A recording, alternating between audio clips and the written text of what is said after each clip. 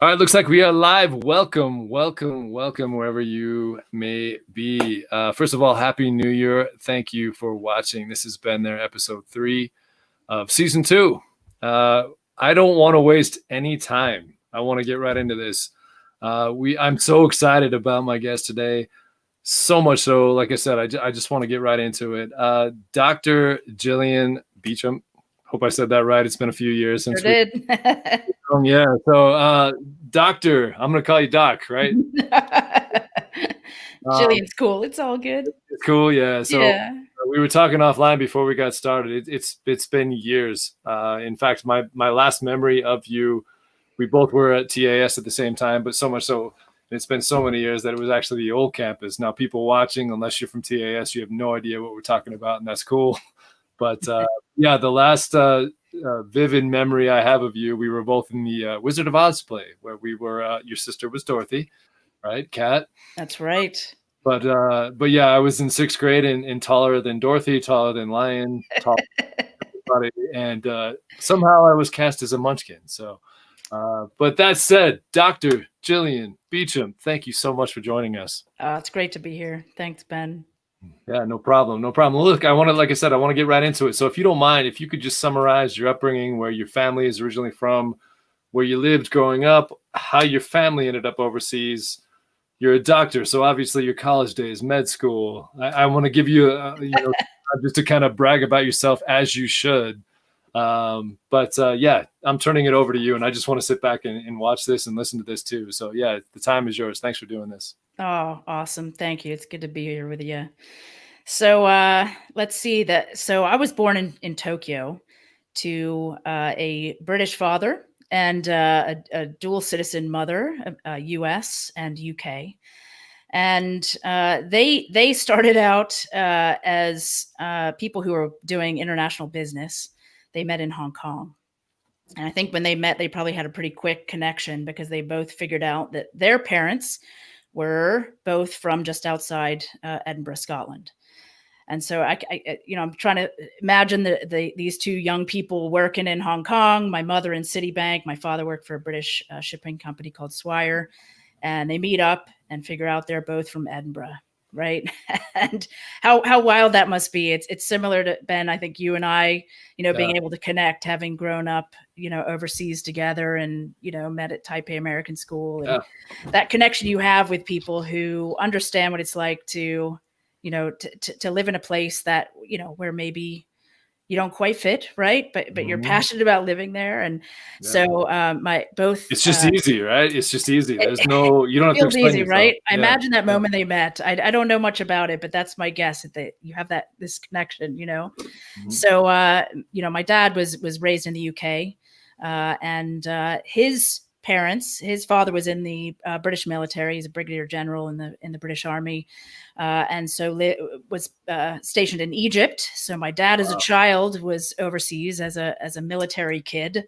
And there's another connection we have, right? Because my dad was the same way. My brother and I, our father, he grew up exactly the same way, all over the world as a military brat. So yeah, I totally makes you wonder, like what happens to someone's brain, right? If they live as a child overseas, like, so my dad's a very young child in Egypt and goes on to become a guy who's offered a job in Hong Kong and says, yeah, sure. Yeah, I'll go. Probably without hesitation, right? He was like, yeah, hell yeah, let's go. Let's go. So, he's raised in the UK, does boarding school, the whole British things from age 7, gets educated in the UK and then ends up in Hong Kong. My mom was actually raised in the United States. She was born in the US. So she's American. She feels quite American when she's in the UK, where they live now. But has this British side to her. Her parents were both from Edinburgh, obviously, and came across the border into the US, like many people did, across Canada with everything they owned on their back. And my grandfather, he fought in World War I. He was in Somme. Wearing a skirt, right? Yeah. Yeah. He survived the trenches in a kilt. His helmet number was 13, so that's our family's lucky number. But that's awesome. He then came across to the U.S. and did World War II as a U.S. soldier. He was Really? an air raid guy in New York, and they came across, and he was an architect. He designed. He was a design guy. St. Patrick's Cathedral in New York City. I've been there. A lot of his woodwork. There's a lot of thistles in there, kind of hidden away. If you look closely, that's my grandfather's Scottish design. He snuck it into the U.S. Wow. And so they raised my mom in the U.S. and then she ended up going to Hong Kong as a young banker. Meets my dad, and they fall in love, get married in Hong Kong, and start a family. And so I was their first kid. I was born in Japan, where they subsequently moved. My dad, his job as a shipping guy, sort of like being a military person, right? You move every 1 or 2 years with little notice. So my sisters and I were raised, moving every 1 or 2 years. We lived in Tokyo a couple times, Taipei a couple times, Hong Kong a couple times. We did a stint in Dubai. We were back in the UK very briefly between transitions in Edinburgh. Edinburgh really remained our sort of home base for, trips home for the Christmas holidays or the summer holidays. And finally, ended up in the years I remember most, I think, are, the adolescent years, where your brain starts really developing, right? And that's where we come to Taipei American School, where I met you and your brother and all of our TAS gang. And what year did you move there? I can't remember. So it's a good question. The math is going to be fuzzy for me. So I graduated high school in 91. So that was senior year. So 90, 89. So I guess 88. Is that something like that? So I left after 9th grade. So we came to the US for my dad's final shipping posting, which was Philadelphia. And so sort of port to port landing in the US. Which is the U.S. was definitely the strangest place we ever moved to. Absolutely mind-blowing. Right? Yeah. Wow, what a transition. So we came here as sort of preteens and teens, and so I have been in the U.S. ever since. Really, sort of the last few years of high school onward. And my parents have since, by the time my younger sister was a senior in high school, my father was retiring from his position and they moved back to the UK. He's a British citizen, so I think decided not to pursue the whole green card thing, and they just went back home for both of them. They live in London because Edinburgh is a little too dark, right? The days in the winter are 3 hours long. So they like London because the winter days are 6 hours long, right? Really nice and bright and gray for 6 hours. So that's where they live now. And my sister Kat and I are in the US. And my sister Tanya, who has sort of got that TCK heart, lives in Costa Rica, where she is married to a Costa Rican man, and they live in the mountains, and they have a daughter, and they're living out a beautiful life there, living off the land. That's awesome. That's where all of us sort of landed. That's where the Beauchamps are, right? That's right. I love it. Well, let's jump right into it then. Let's talk the pros and cons of growing up globally. I mean, you definitely you win, because my brother and I lived in Hong Kong and Taiwan. I mean, that's by itself, that's enough, right? Like that's two different cultures, and then moving back stateside and things like that. But yeah, you've got us beat. You've lived all over the place. Talk about the pros and cons of growing up globally. Yeah, I think mostly pros, right? I mean, it's a very privileged life, right? To get to travel and live in incredible places. I mean, I don't know any different, right? I don't know what it's like to live in. You were born in Tokyo. You were super. Yeah. I was gonna say I was young, but you were born there. Yeah, you were born into that. So yeah, so just sort of always lived in that place where you're, you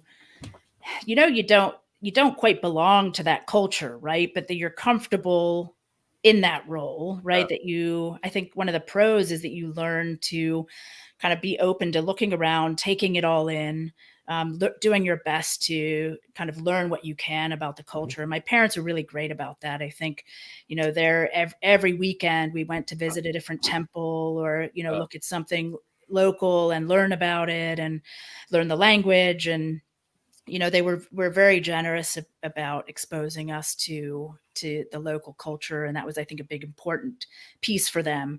We were always in either a British school or an international school or an American school, so I think they were sensitive to that, right, and wanted us to learn about the local culture and the food. And we ate a lot of street food and went to a lot of markets and temples, and explored, did a lot of hiking. And so I By think the way, that, I'm smiling because I can relate to that, because that's exactly how my brother and I were raised. It was like, look, here's the deal. You're here. You yes, don't have to love it, but you have to at least try. You have to understand. right, You're not. It's, yes, you're privileged, but you're really not privileged. I want you to learn and understand and the concepts and things like that. So I mean, I absolutely, applaud your parents. I applaud my parents as well, because yeah, that was so important. I look back, and at the time it was frustrating because, like, look, McDonald's is right there. Why do we have to right. eat over here? Like, Why are we going to a like noodle stand? yeah, we're here representing McDonald's. Why do we have to go eat the? But now I'm so glad, because that's exactly what I prefer. I prefer, when I go overseas, I prefer the local scenery, so to speak. So anyway, I didn't mean to cut you off. So No, not at all. And I agree. I mean, that's I'm very grateful for that experience. So I think that's a big pro. And obviously, we were three little, like, kids with white hair, right? Like white, like crazy, like blonde hair, and so we that's how I stood out remember a you. lot, Yeah, that's how right? I Like, remember you guys. Yeah. we're there, it's the 70s, right? We're 80s, 90s. We're walking around marketplaces and temples. And I think it's really special to be. I felt like everywhere we lived, people were really welcoming, especially as kids, right? To say, hey, this is how you pray. We're going to show, take off your shoes, come into our temple. We're going to show you, what our culture is all about. In Japan, as a little kid, we would dress up in, kimono and gaita, and go to the festival and dance. And we didn't know any different, right? I think people probably thought it was a little crazy looking, but these three little girls with blonde hair, we were doing at the local festivals, we're dancing, and just really kind of, found our way to, I think, be present and appreciate the culture. Acknowledging that the whole time, I think, as an expat, that you don't really belong, right? And and you wouldn't expect anyone anywhere to completely welcome a foreigner, right? But Yeah, totally. that you can really respect one another's culture and say, hey, I'm going to do my best as a little kid, to learn the language and to experience a local culture. And so I think a big pro is learning how to do that, right? Like knowing that you can be comfortable being a little bit of a fish out of water. You can be comfortable being a little uncomfortable, right? Not totally fitting in, looking a little different. And just, getting comfortable with that, I think probably had a big effect on a lot of next steps, in my life. And I can't really, the only con I would say is that, moving a lot, you have your little friends growing up, and that, every year, remember TAS, every year, a third of the class would leave, right? And you get a whole new group of kids in from all over the world, who are there as missionary kids or business kids or, embassy kids or whatever it might be, right? And so you learn to make sort of fast friends and say goodbye a lot. And I don't remember worrying about that much until probably middle school, right? When you start feeling those, like, when it very kicks in, angsty, like super tight connections with people. And I'm guessing in high school, I left before high school, really, but I'm guessing that would have been harder and harder, as you moved into those kind of really important teen years. So that was the only con I would say, right? And I imagine anyone who's a parent, I am not, but thinking about pulling your kids out of school every couple of years and going to a new school, new country, new house, new home, apartment, Yeah, as a kid, you don't think of that right? as a kid, but now that we're a little bit older and we look back and reflect back, it's kind of wild to think of what our parents must have gone through and things like that. Yeah. Yeah. So I thought it was just coasting and easy and everything was good, but those are big time decisions. Those aren't something to be taken lightly. So yeah, for sure. I agree with you. Well, you mentioned international schools, and like I said, you win because you went to way more than I did. I went to 2, and they were fantastic. I got lucky. Do you remember memory wise of the international school experience? Do you have any that stand out in your head? So yeah, I mean, and I think I can't remember someone else. Maybe it was Sean McEwen. I can't remember who mentioned this, but one of my strongest memories is the first day of school at TAS. So this is the old campus, right? If anyone who went to TAS remembers. So you walk in day one, and I remember I was by myself. So my sisters must have gone off to other parts of the campus, right? And I'm showing up for the first day of 6th grade. And I need to find, we had these sort of pods. I forget what they were called, but they were sort of these shared classroom spaces. And I knew I had to find that pod because we'd met with the principal, and the principal said, you got to go to your pod. And there was this incredible burst of noise, which was the firecrackers that go off on the first day of school. I remember that. I didn't know that was going to happen. I didn't know what it was. And I just remember it was the first time in my life where I stood there. I was kind of paralyzed and I saw the firecrackers go off. They were awesome. I feel like there was a lion dance, but I might have made that up. There was. Was there? No, Yeah. Every so year. There's this lion dance happening, totally incredible. And I remember just being in awe, amazed, and terrified at the same time. And I stood there and I remember thinking, nobody knows that you're afraid. Yeah. So if you just keep walking, nobody will know that you're afraid. So I put one foot in front of the other. And it was this weird moment where I feel like as a shy person, like generally an introvert, that I took that with me the rest of my life, where I was like, you're in a new place. So this happened every time I moved, right? You just be present, keep walking. Nobody knows you're afraid. You got this, right? And I found this it was called a cave. Was it a cave? Yeah. I think so. 6th grade cave. I went right into middle school, so I never had the so experience there. But I think that sounds right. Yeah. I think it was a cave. Yeah. Yeah. So just kind of learning to just plow forward, right? You're in a position that it's sort of a new place, but nobody knows. And I walked into the classroom, and there I see sitting in the classroom is Jenny Jesu, who now lives in California. Jenny Jesu was a kid that I knew from Hong Kong International School. So she and I had been in like 1st or 2nd grade together in HKIS. Wow.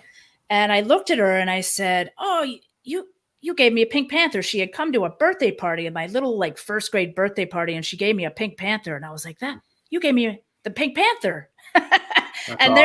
there I had this like that moment that we were talking about earlier, right? That TCK connection, or like my parents meeting in Hong Kong with both being from Edinburgh, right? That like, oh my gosh, there's Jenny Jesu, all is well, and I sort of just settled in from there, so that was a really fond memory. Like the firecrackers, I'll never forget, that you just breathe. And I think that's how it was like a coping mechanism that I learned. Later on in life, I got off a Greyhound bus in Pittsburgh for my first dance job. And I was in the bus depot, and there was a drive-by shooting, very similar sound. And I was crouched behind one of those old newspaper dispensers where you put in some money and you pull down the thing. And I was like, I had this flashback to the firecrackers, and I was like, just breathe. Nobody knows you're afraid. You got this. And I just hung out behind there. This is Pittsburgh. Oh, Pittsburgh. Okay. And a little bit of rough. It was East Liberty, Pittsburgh, back in the day in the 90s. And welcome to Pittsburgh. Yeah. I was like, this is cool though, because there's no lion dance, but this is what happens when you're new somewhere. Wow. Not a loud noise, and you just breathe and get through it, So, but I distinctly remember like those came right back to my brain, like, oh, it's just the first day of something new, A little more serious, but the sound's the same, I guess. Yeah. Oh, that's funny. Yeah, I love it. Yeah, that's I appreciate that. That's it just makes me reflect back to when my brother and I moved to Taipei too. Similar experiences, Asia period, right? Similar experiences. Yeah. Fireworks, always the fireworks. Everything was fireworks.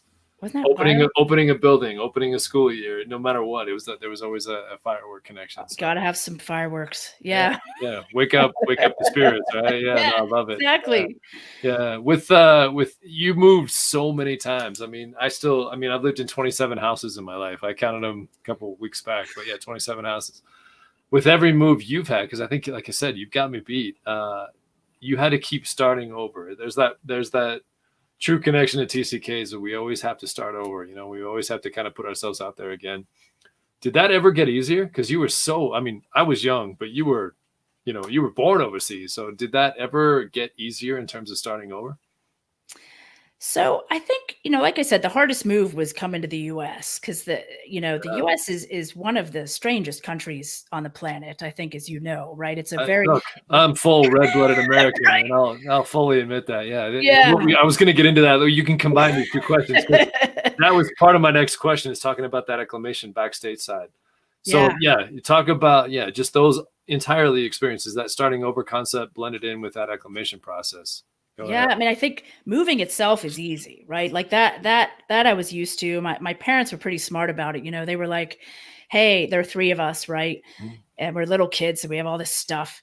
I remember moving and they were like, each of you get your very own box and you can put whatever you want in it. And we were like, sweet, dude, our own box? Like, that's awesome. I mean, my parents are like tricking us into getting rid of tons of crap, right? Like literally like you get one box. Yeah. And we were like stoked. We're like, we're so lucky. Like, we get our own box, we can put whatever we want in it, So, and I remember, when I moved to Pittsburgh, for that first job after college, I had a backpack on my back and I was like, I got my box. I'm cool. Like, I don't need much, So I think moving, that sort of starting over thing, that I think I sort of got used to that, and that became throughout my life sort of an easy-ish thing to do, even as an adult, kind of moving city to city in the US.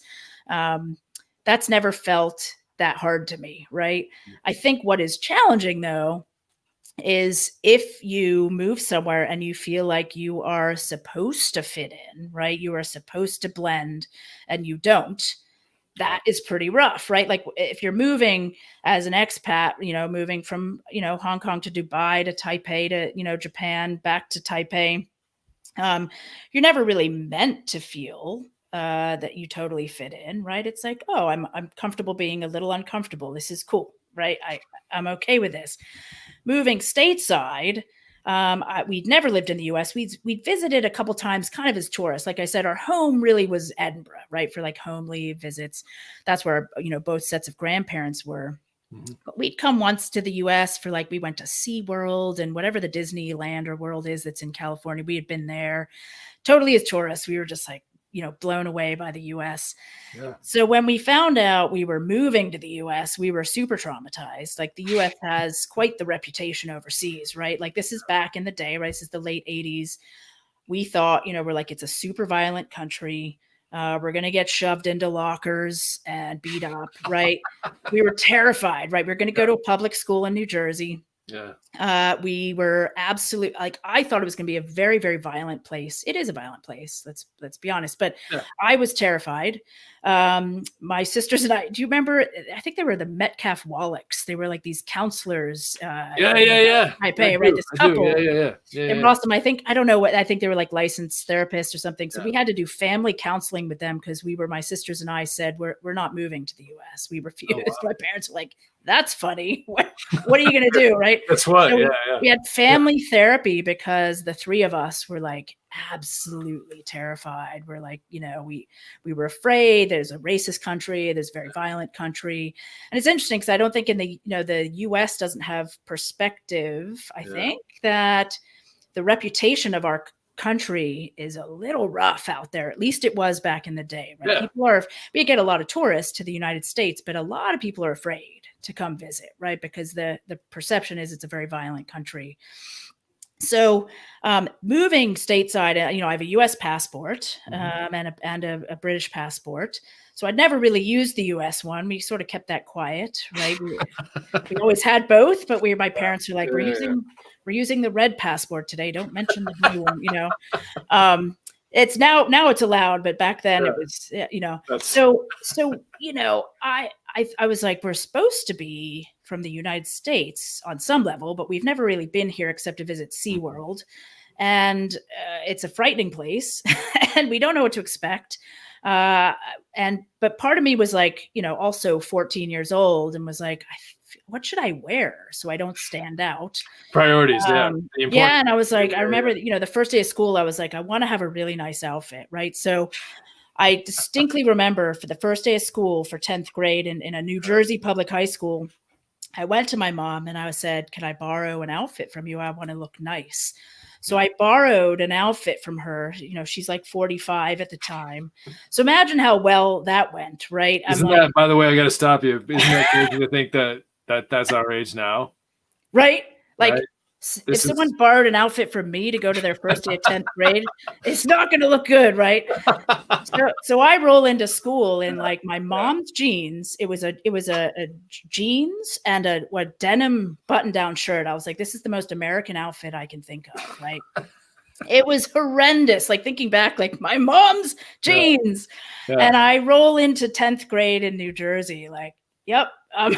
Do I look American enough? I feel American, So in your mom jeans, in my mom jeans, right? Can you imagine how this looked? So it was a pretty rough transition. People will actually very nice. My sister Kat and I had a plan. We said, who are we going to sit with at lunch? We said, it's cool. We're going to sit with the Asian kids. That was our plan. We're going to find the Asian kids. We're going to sit with the Asian kids. So we show up, and there weren't any. Yeah. So we were like, oh man, foiled. Like, right. Now what do we do? Right. Yeah. So nothing that we planned really kind of fell into place. It was kind of a tough transition, at least for Kat and I. We puked a lot. We were always nauseous. I remember Sean talking about that. He's like, oh, I just like puked every day for the first few months. When I saw that on your webcast, I was like, me too, dude. Yeah. No. All the food made you feel sick. We're used to noodle stands. Like, we've all had hepatitis A, but American food will kill you. Right? Yeah. That's so funny because I think of that. You said that the noodle shack that was across the street from the old campus. We used to go there every day. Yeah. God only knows what was in that, cooking solution, so to speak. Right. That big vat of like awesomeness, like hepatitis A. I was going to say, but damn, it tasted good. It tasted heavenly, right? Oh my God, that's so funny. Never puked once eating that stuff, No, I feel fine. I'm good so far. So yeah. On that concept then I love those stories. It's so refreshing to hear that. But what do you miss the most then, or do you, about global living? Because you've been stateside for a while now, right? Yeah, like 30 years. Jeez. Yeah, you like that really strikes a nerve. Yeah, I feel like I just got here, but I feel like I should feel kind of less like a stranger in this land. And I know, I mean, it's a wonderful place to live. I feel super lucky that I have a U.S. citizenship, that I can live here. It's awesome living here.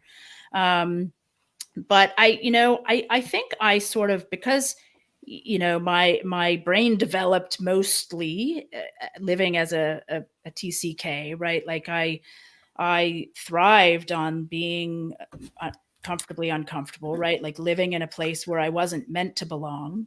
Yeah. That which I think most of us do. I miss that feeling, right? Yeah. Like I do think most of us feel that way. I love that quote of comfortably uncomfortable. Yeah. That's perfectly said, because I totally relate to that. Yeah. Like if you look like this, right, and you're in the US and yet you show your US passport at customs, you're supposed to come here and just feel like, everything feels right. This is my homeland. I don't feel that way yet. Maybe I will. Maybe when I'm 80, or I don't know. But 60 years, right? 60 right? I'll get there. But and that's okay. I'm cool with that, But what's nice is, when I visited Japan a few years ago to present at a conference, and the moment I stepped off the plane, I felt like I was like in the womb. I was like, this air, I feel comfortable. Like I'm walking. I don't know if it's because it was my birthplace and where I have very happy childhood years, 3rd through 5th grade was in Japan. But I just I felt comfortably, I wouldn't even call it home, like comfortably as a foreigner in a beautiful place. Like I'm comfortable being a foreigner somewhere. So I think I miss that feeling. There's something really amazing about that it's like, you're not meant to fit in, and it's okay. So, you know, I think most humans have a feeling here and there that they don't fit in, right? But it's like when you're allowed to feel that way because you're supposed to feel that way, it's pretty comforting, right? And so I think that's what I miss is that sort of being, having that quote right to feel a little out of place and feeling comfortable with that discomfort, you know. You've got me smiling because I'm smiling because I can relate 100%, as I'm sure a lot of people watching this can. Yeah, I totally get that. So thank you for sharing that. Now I've got to ask the big question that's on everybody's mind. That's read your bio and everything else. I've seen the little interactions on Facebook and professional dancer. We gotta talk about that. I mean, look, you're a doctor. We're gonna get into all that in just a minute, but let's talk professional dancer. How did that come about? Talk about that? You've got to fill us in on that whole concept here. So yeah, this is you again. Let's talk professional dancing. Go ahead. So, most professional dancers will say, "Oh, I started when I was 4." You know, that didn't happen to me. I started when I was 14. So I don't know if anyone remembers Donna Ments. Yeah, So Ronan's mom and Renette's Jacob's mom, mom. Jacob's Yeah. mom. Yeah, Yeah. beautiful person. So she was teaching dance classes at TYPA, Taipei Youth Program Association, and at TAS, right? So this beautiful person was teaching dance classes, and I don't know why. My sister Kat and I decided to sign up for a class. And the class at the time was like, remember the old campus by the Kodak building? There was like a trailer. So there's a tiny dance studio in there. And I don't know if you remember, Donna Mentz had some pretty severe arthritis, right? But she taught these classes, and she really danced from her heart, right? She moved with this like incredible, just her solar plexus just like exuded this beauty. And so she would teach this class, and I just loved this woman. And there were some dancers who were in high school who I sort of idolized, who were Isn't that funny how you idolize that? I don't mean to cut you off. I truly no, not at all. Number one, but I idolized, like when we were in middle school, I idolized the high school basketball team. I idolized all those guys. Michael Jordan, Magic Johnson, all that stuff. Yeah, sure, they were cool. Sure, right. It didn't strike it didn't what am I trying to say? It just didn't hit with me, right? So, but those like Tom Eagles of the world, Andy Moriarty's, these names that and I know people watching, know. Tim Brittingham, all those guys were just like they couldn't do wrong in my eyes. You know what I mean? It's Isn't funny. that amazing? Same concept. Good reminder to high school kids out there that wow, little kids are watching you. So I fell in love. There was a dancer named Erica, whose name I'm forgetting, and Alice Guo, and they were just like these gorgeous dancers. And I fell in love with dance. And when we moved to the U.S., that's really, I found my home. I think my parents knew, like they signed me up for dance classes right away. And I'd only just begun. I was a very early dancer. But I had a dance teacher who said, you've got to do this seriously. And so I immediately I basically trained 7 days a week. And that really was a grounding piece for me in the United States. And I had a dance teacher who said, I think you need to drop out of high school and move to Philly and become a dancer. And I had literally I had just started to make friends, and I just started to feel like I was making some connections, and we had just moved to the US. And I went to my parents and I said, can I quit high school and move to Philly and live in my own apartment? I'm 15 now, And my parents said, this is your decision. So I ultimately decided not to do that. I was a pretty good student. I wanted to stay in school, and I decided, all right, I'm going to stay in school, which meant that becoming a ballerina was not going to happen, right? I would have need to, like, you get your GED and you dance for a few years, and that's your dance career, right? So I went to college. I trained I did a dual major in dance and biology, and I ended up deciding to go to Rutgers in New Jersey so I could commute to New York. I commuted by bus and train, and trained in New York. And then ultimately I ended up auditioning and getting a job in Pittsburgh, which is why I showed up and dodged a few bullets, and then apprenticed and joined a company in Pittsburgh where I danced for the next 6 or 7 years, kind of touring nationally and internationally. And then I ended up leaving that company and going to Dance Theatre of Ireland, based in Dublin, for the last sort of year of my career. Dublin. Yeah. Sorry. Oh, good old Dublin. I'm always going to be partial Wonderful. to Dublin. So yeah. Yeah. It was awesome. And all along I had sort of said, I studied biology and I was really interested in studying virology. As a young dancer, HIV back in the 80s was kind of a big thing. I said, I'm going to work on that. Nice. So I was like, I'll come back. I'll do a PhD, become a virologist. And so I said, but I got to dance first while I'm young, and then I kept signing contracts. And next thing I know, I'm in Ireland and I'm 30 and my left hip is like, stop doing this. 30 is old for a dancer. You know what I mean? Yeah. And so I made a decision in Ireland to leave dance, come back to the US. And at that time my brain had been turning and I had decided I wanted to pursue medicine. So I came back and I hung up my dancing shoes. Yeah. Forever. I love it. No, that's wow. Yeah. Wow. Yeah. I don't even know what to say right now. So, but on that note, then professionally, you're a board certified physician. We're going to completely transition now into your professional career.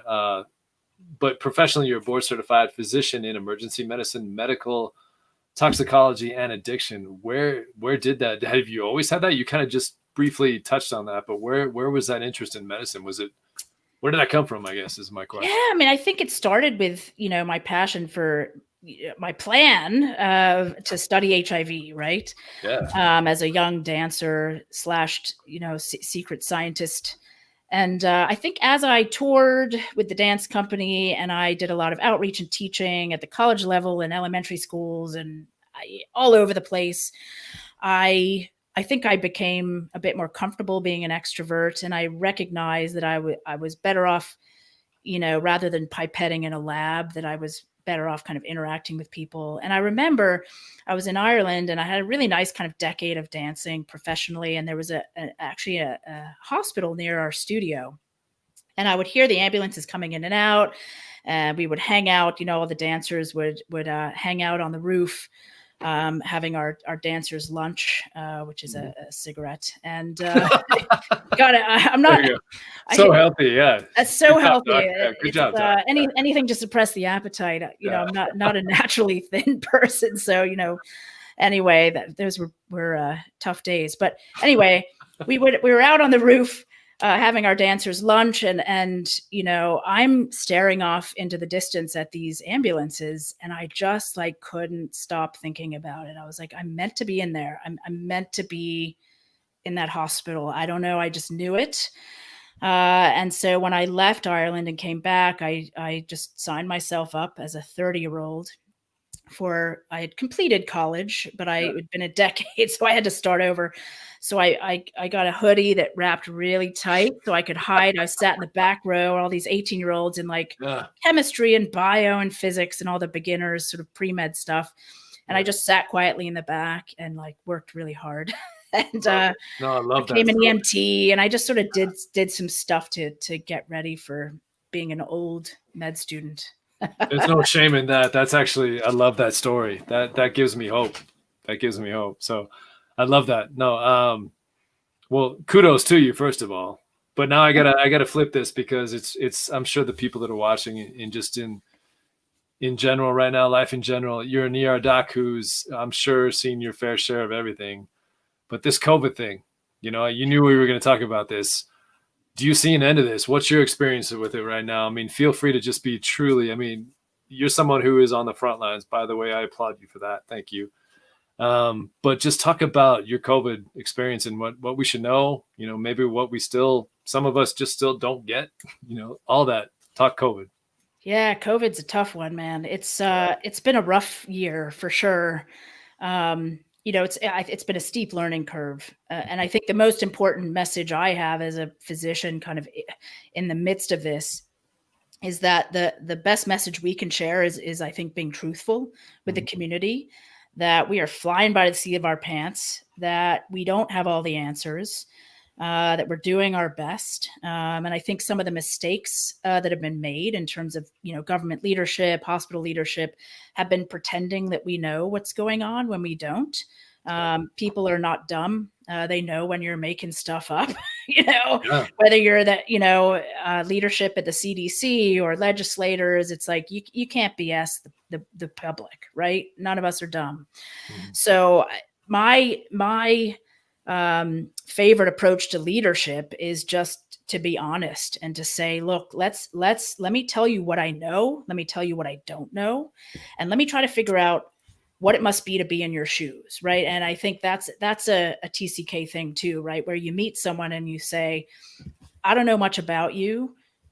You're from a different culture than I am, but I can still learn from you and talk to you and relate to you. Absolutely. And I'm not going to pretend that I know what it's like to be you. Right. So our leaders are very poor at doing that, right? They say, we know what's best. We're going to just tell you what to do. And what's happening, I think, in our country is that the community is saying that doesn't resonate with me. If I'm a farmer in Ohio or Iowa or Idaho, and you're telling me that I have to do this, this, and that, and I've never seen a case of COVID yet, right? As someone who lives out in a rural site, I don't believe anything you're saying. Right. And why should I believe you? Right. So my approach is that I'm going to say, look, this is what we know. We know that this virus is incredibly contagious. If you are in a room with somebody who has this virus, you are going to get it. Most people won't get very sick, but some people will die. Right. And it's probably, we think, going to be people who are most vulnerable, right, by age. But I will tell you, I am seeing a lot of people in their 40s and 50s who are dying. Right. And that the best way that we know to protect ourselves is to wear a mask. Right. It helps cut down the transmission. It's not perfect. We don't know all the data, but that's what we think is happening, right? And that the disease is transmitted before you know you're sick. So unfortunately, if you say, look, everyone feels great, let's get together for Christmas. Nobody has a fever, right? We're doing temperature checks, like forehead checks in the mall, right? Nobody has a fever when they're first transmitting the virus, right? So it's transmitted when you're asymptomatic, right? So when everyone's gathering together and thinking, the legislators don't know what they're saying, the CDC is just making stuff up, I don't think we need a mask. Let's just have Christmas together, right? That virus is flying around the room. And I'm seeing them as an ER doc 7 days later. And I say, what have you been through lately? Where have you been? And they say, oh, we had 17 people over for Christmas. And unfortunately, I'm seeing grandma, right? Everyone else is feeling a little crappy, but grandma's going to die, right? So, and now I have to explain to a family, she probably got the virus when you were all together. Nobody knew you were sick yet, right? You didn't start feeling sick for a few days after Christmas. Now she's going to have to be on a ventilator and probably won't make it off. So what I want to share with people is that I don't have the right, solutions. All I can tell you is what I'm seeing and what we think we know. I think our best approach is to say, this is the information we have. I think government should be providing resources, right? Instead of telling people what to do. Like if you say, look, this is the best we got. I don't know everything. Here's your box of masks. If you want to protect grandma, it's probably a best thing if you wear a mask, even inside the house, even if nobody feels sick if you're gathering. And that's the best we can do, right? And we hope that we start to develop, right, as we vaccinate people, that we get to the point where, just like flu, we vaccinate as many people as we can. That reduces severity of illness. You can still carry it. You can still pass it on to other people. You get a little bit sick, but we're not using every ventilator in the country. We're not, putting people on ventilators in tents and, running out of space in the morgues. We're going to reduce the severity of illness. So really reduce mortality, reduce morbidity. And that's, I think, the best we can do. That's where we want to get. And then again, just like with rolling out vaccines, if we say, look, we're the expert, this is what you need to do. Listen to us, we know. It's not going to work, right? We need to say, here's what we know, here's what we don't know. you got to make your own decision, and here are the resources to make that decision. And I do believe we're going to get through this. But right now, we're at the worst we've ever seen it, right, in a year. Like, it feels like it should be over by now, right? But at our hospital, at least, this is the worst position we've been in so far, unfortunately. Well, I think I speak for those watching and those that are going to listen later, but thank you so much for your honesty. I mean, you'd think it'd be such a simple, I don't know, process to comprehend, but it's not, It's not, right? It's not. Yeah. Yeah. And I think honesty. Yeah. it's a good reminder that, even especially within the United States, right? There are so many different cultures within the United States, so many different experiences. I think one thing I've learned as a TCK or an expat, right, growing up, is that, you never know what somebody else has gone through or is going through. And the best you can do is not assume and say, all right, tell me what your experience is, what your thoughts are. Right.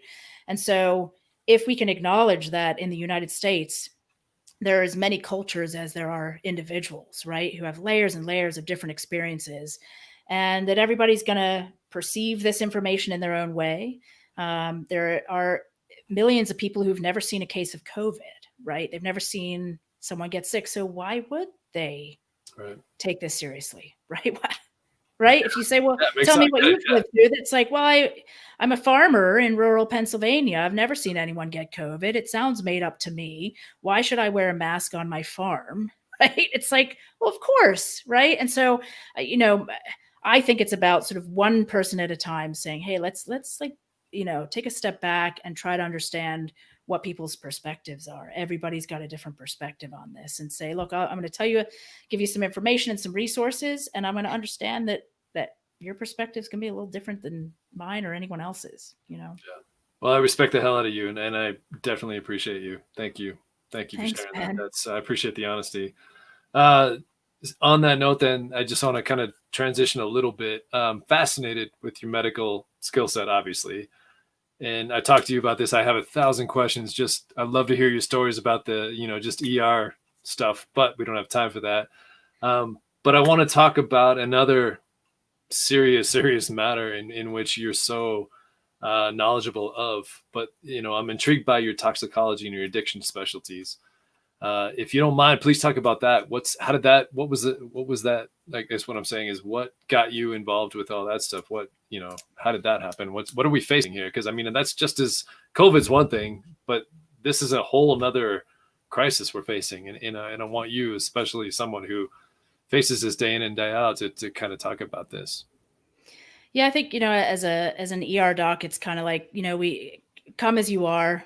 We're here for you 24/7. Right. And then as I started doing that training, I think I started to see that the people who were really struggling out there were coming in with what we now call sort of diseases of despair, right? That we are coming in with suicide attempts, right? Poisonings, who are coming in with issues around substance use conditions. And I said, I need to subspecialize and learn more about this and figure out how to do this right. So I decided to do a fellowship in medical toxicology. It's a 2-year fellowship. And then during that time, decided to also get boarded in addiction medicine, because so many of the people I was seeing as an ER doc and as a toxicologist were struggling with substance use conditions. Mm-hmm. And so when I talk about looking at the person in front of you and saying, I'm going to be honest with you, right? I don't know what you've been through. I think the best approach is to say, just ask some questions, right? Like, tell me where you've been, tell me what you've been through. What are you afraid of? What are you here for? What can I do to support you? Right. So meeting people where they are. And I think in the fields of toxicology and addiction, we really get at the root of that. Right. And it gets back to this idea that, like, in medicine, we look at the person in front of us, and our habit is to say, all right, I'm judging you. I'm making some decisions. I know what's wrong with you, and I'm diagnosing you with something, right? I think that's not the right approach, right? It's not the right approach to leadership. It's not the right approach to taking care of people. The right approach, I think, is saying, I'm here to listen, right? I'm here to absorb a few minutes of your experience, your culture, right? It's sort of like being a TCK, right, in a different country. You're like, soak it in.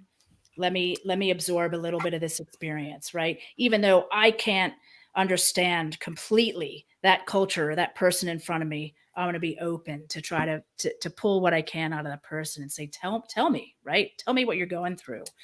And we have a crisis in our country of overdose deaths, and partially it's because we have the same approach our leadership has taken around COVID. Like, I'm going to tell you what to do. These are the rigid ways that we treat substance use disorder, and I'm going to impose that on you, and I'm going to give you a diagnosis, right? And what I think works better is saying, what have you been through? What do you think might work for you? How can I support you in doing that? And I found that by training in addiction and training in toxicology, I'm able to circle back and be a better ER doc and say, what's your greatest fear today? You're presenting with chest pain to the ER. What are you afraid of? What can I, where can I meet you on this? Because if I just do the standard stuff, the patient's going to feel like I didn't listen to them as a physician. Like, I told them everything was okay, but they're still worried they have cancer, or they're worried they're having a heart attack, or whatever it might be. So I think really that the crisis we're facing in our communities is a crisis of teachers, politicians, law enforcement, doctors looking at people and saying, we're going to impose what we think is right on you. And I think what we need to do is start listening to people's experiences, right? And the best way I found to experience that and learn that is, as a kid growing up overseas and looking around and saying, I don't fully understand what everyone's been through around me, but I'm going to soak in as much as I can. And I'm going to feel comfortable that I'm uncomfortable, that I don't know everything about anyone who's right in front of me. And I'm not going to assume anything. I'm going to say, tell me about yourself, right? Tell me who you are. Tell me what you need. Which makes me think that's why you're a fantastic physician, because that was one of my next questions, because I did wonder how your TCK connection transfers into your professional life as a doctor. And you just answered that. And I love it. I love that answer. So I goes without saying, I would think that you have had the chance to see people who they are, their backgrounds and all that play a part into what they're feeding you in terms of what their situation is. And I admire that. So that's, well, thank you. I hope we can keep doing better. And I hope I don't make it sound like I'm this, fabulous physician, because I struggle with this, right? This is what I strive for, right? There are many days I come home and I'm like, oh my God, I failed my patients today, right? I was tired and then exhausted by COVID, and I'm not doing this well, So you're human. I want to do this, right? Like, this is what this is what I wake up and I say, this is what we need to do. And around our crisis of overdoses, that what we need to do is to start meeting people where they are. And this general approach of saying, which is, it's an interesting thing we do, especially in the US, right? Where we say there's a certain way to be, right? And we ignore lots of cultures and subcultures. And we say, this is what you need to do, right? This is what's wrong with you. And we tend to sort of punish people and fire people and incarcerate people for not fitting that mold, right? And we leave a lot of people behind. And I think if we can step back and say, wow, we in the United States are of many, many experiences and cultures. And even if you zoom in, say, on people who are struggling with substance use conditions, people have, and I know you have an interest in mental health, obviously, and a strong background in mental health. Like, what have you been through? What have your adverse life events been like? What traumas have you experienced? What's your support network like? And we'd say, hey, rather than throwing you in jail or firing you for your substance use, why don't we see how we can meet you where you are, and figure out what's going to work for you. And I think that, I hope, if we can keep pushing for that, right, is how we work our way out of our crisis of overdose deaths, and probably how we work our way out of COVID too, right? Yeah, right. Let's take a step back and listen to some people in the community and what they're going through. Listen, it's not very often that I'm speechless, but you're making me speechless here, because of your wisdom I truly, wow. Yeah. And I Thanks. agree with you. I'm saying that because I agree with you. And you're speaking in a way that I think laymen like me can understand what you're throwing out there. But I agree with you 100%. And thank you so much. So, and that note, you also do a podcast, Toxin 10, correct? I do. Make sure. I think I had that. Talk about that. We've got about 6 minutes, but talk about that real quick if you don't mind. What's your podcast about? That's a pretty nerdy podcast. So it's I love basically it. Nerdy's little, great. There's nothing wrong with nerdy. It's all like pure talks. It's little snippets from our national conferences. So it's a podcast from the American College of Medical Toxicology where we used to think, if we record lectures, people will watch them, and we looked at the stats and people watch them for 4 minutes. Yeah. So we said, all right, let's just make a podcast, and it's it's just like this. It's a conversation with the speakers, and they're 10 minutes because physicians, especially toxicologists and emergency physicians, have an attention span of probably more like 5 minutes, but 10 minutes is a push, and we just put them out as ways to summarize. That's perfect for people like me, by the way. Yeah, that's perfect for people like me. Yeah. Oh, that's fantastic. So is that right? Toxin 10, right? I just put it up there. Toxin 10. That's the one. Okay. And it's available on any podcast podcast. Wherever you get your podcast from. I love it. Well, look, we believe it or not, this hour has gone by fast. We're almost done. Time flies. Yeah. I love kind of finishing this with asking the same 3 questions that I asked everybody. So hopefully you're ready. These are the fun ones. These are the no pressure, no harm, no foul here. So let's talk about something that maybe people don't know about you. What is something that people don't know about you? I've known you a long time. I mean, I've known you, but I don't know you anymore, ish, right? Yeah. So to speak. But what is it that something most people don't know about you? So I'll be honest, Ben, I don't often talk about being a kid who grew up overseas. Wow. I think it's one of those things like, when you're sitting in polite company and someone says, "Hey, where's home for you?" Mm-hmm. And people like us are like, "Oh, I wish I could just say like, I born and raised in Peoria, Illinois, and excellent, past the scalloped potatoes, So I find it, I didn't know what a TCK was until I saw your webcast. I think it's easier just to not talk about it. So to be honest, most people who know me don't know that I grew up overseas as a TCK. I think some of them know my parents are British and live in the UK, but apart from that, I've just it's kind of easier just to gloss over that. So that's my big secret, man. Now it's on Facebook, but that's fair. No, I love that. That's okay, because for a long time when I first got back to the States, and I didn't get back till I was in college,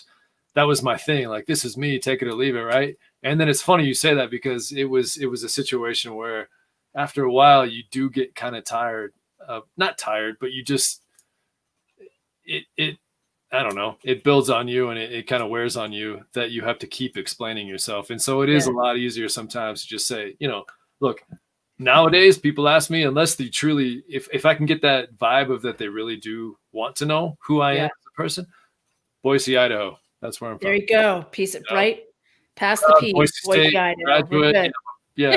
For all that stuff. Yeah, we've got a blue football field, and I have tons of, and I'm proud of that, because I am proud of my Idaho roots, and I am proud of that. But it's not entirely who I am, But it's just somewhat easier to say that. So I totally understand that. What about this one? This one's a little bit deep. I don't mean to go that route. But if you could chat with anyone for an hour, with a still, not with a still, who would that be and why? Oh, just have a good old fashioned chat. Just chat for an hour. Oh man, if I could get an hour with this physician, João Goulão. So he was the dude who decriminalized all drugs in Portugal. And, last year in the US, we lost 72,000 people to drug overdoses. If we had the interventions that Portugal had, we would have lost 800 people, right? So decriminalization, finding people treatment, not putting people in jail for having, possessing paraphernalia or substances or anything like that, or having positive urine drug screens. So I want to sit with that guy and say, man, talk me through this. Like, where do we go from where we are in the US, which is a royal mess? And talk me through that process. This was like 2000 in Portugal.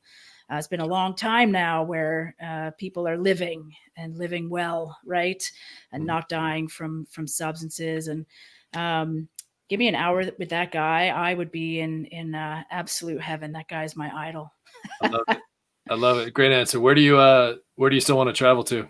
We've got about a minute left. I'm not trying to cut you, make you really push this quick. Yeah.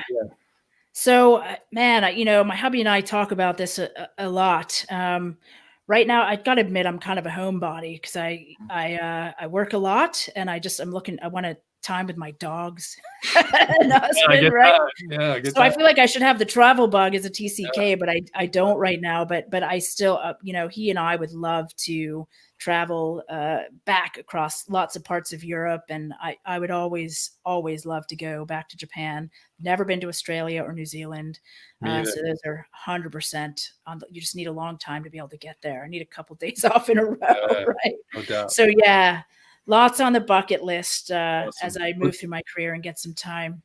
I gotta cut this off, but thank you so much for doing this. Stick around. Those of you watching, thank you so much for watching. And Gillian, you're amazing. We'll talk such soon. a pleasure, Ben. Thank you. Thank you. Thanks for watching, everybody.